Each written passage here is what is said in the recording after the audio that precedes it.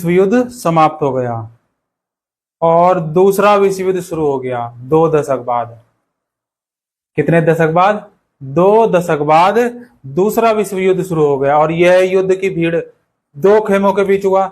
जैसे प्रथम विश्व युद्ध दो, भाई युद्ध में दो ही पार्टियां उतरती हैं, एक ये होगी एक भी होगी। तो पहला विश्व युद्ध समाप्त हो गया था और दूसरा विश्व युद्ध भी हुआ है ना।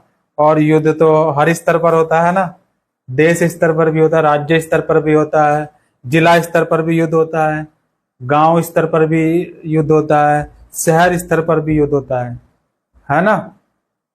तो दो खेमों की बात करेंगे।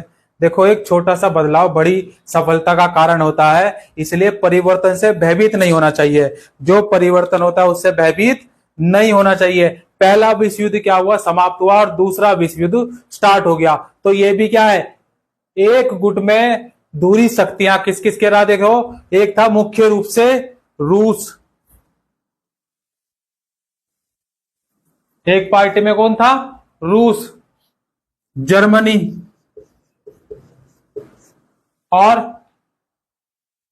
Japan, Italy.